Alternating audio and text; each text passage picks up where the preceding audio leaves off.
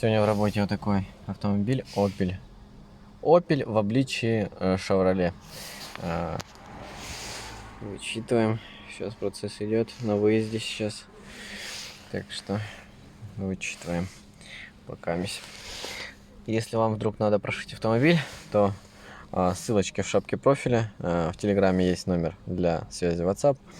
Отключаем EGR, сажи, динамика, удаление катализатора, удаление сажевого фильтра, отключение EGR.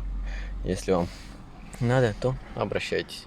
Сделаем ваш автомобиль лучше.